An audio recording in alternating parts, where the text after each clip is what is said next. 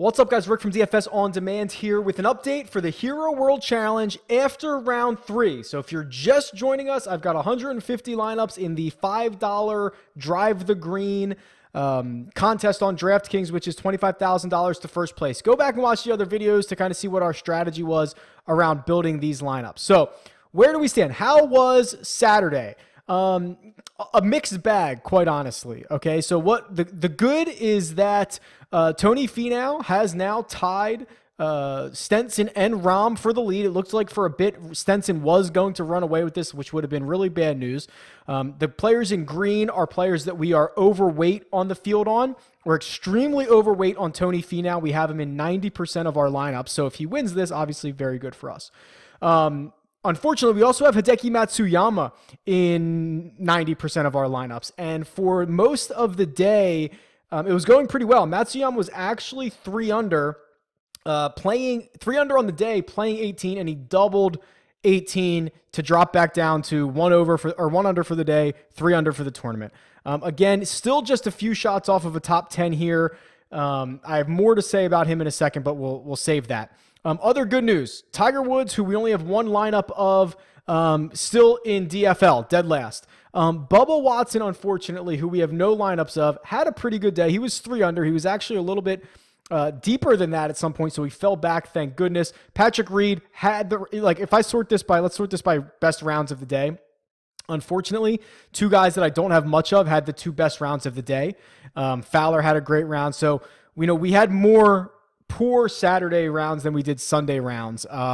Cantlay laying an egg and shooting 4 over, the only guy over par and significantly over par, was a big problem. We're pretty heavyweight, overweight on the field when it comes to Cantlay. So a few things while we're here. I'll show you what my currently best lineup is.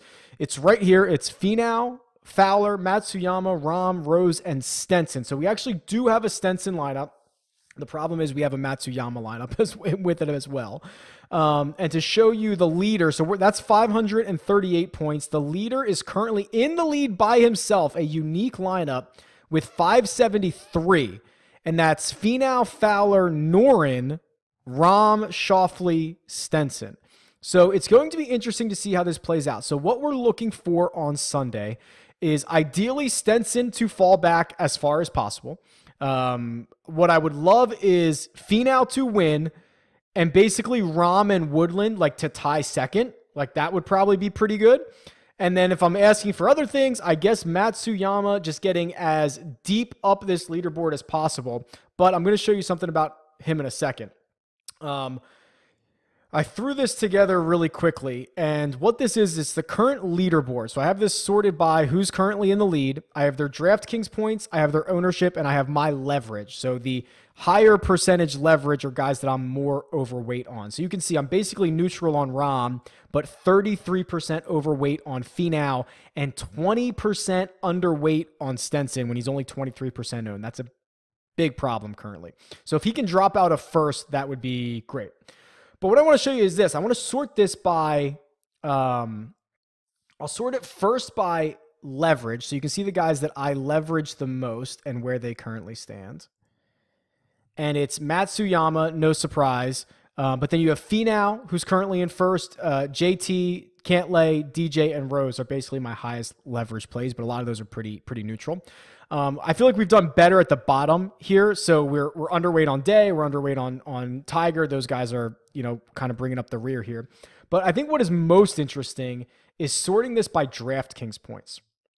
Because even though Matsuyama has been a disaster in terms of finishing position currently, he's scoring a lot of DraftKings points. He's scored 67.5 DraftKings points. He's actually the 11th highest scoring player in a field of 18 when he's in 17th place. That's very, very beneficial. And the reason that is he's making birdies. I think he made an eagle, but he's just following it up with a lot of bogeys, which is a net win for us on DraftKings. So this style of play of being in, 16th or tie for 16th is better than, for example, Jason Day, who is also in a tie for 16th. So Matsuyama has more DraftKings points than DeChambeau, who's in 14th, Keegan, who's in 14th, Cantlay, who's in 12th, Justin Thomas, who's in 11th, Bubba, who's in 12th, and of course, Tiger, who's in 18th. So his style of play has actually been better than his finishing position. So that's at least saving us a little bit, hoping that he can just throw together a bunch of birdies, even if he doesn't fly up the leaderboard on Sunday. If he can just throw together, like go out and make 7 or 8 birdies. And if you only go 3 or 4 under, like maybe it's not that bad because you're going to rack up a lot of scoring along the way. All right. Then finally, what I want to show you here is we've talked about this a lot, and we've talked about the unique lineups, and that's not what I wanted to show you. I think I have it somewhere here. There we go. What I did is, so in the last video, I went and showed you how many of these lineups were duplicated. And then basically what I did now is I've overlaid this with what my lineups are. So just to kind of take a step back, I'm going to sort this by the most duplicated lineups. And you've got a couple up here. You can see I actually have, and no surprise, I have 150 lineups. So I have a lot of these duplicated lineups. And then you can kind of see as we go down, you know, I've got some that are duplicated 50 times, 40 times, 25 times. But I actually just want to sort this by only my lineups and show you kind of what I have here. Okay. So I've got one of those lineups that's duplicated 243 times. But then when you start to get down here, I have, and this was my goal, I wanted unique lineups.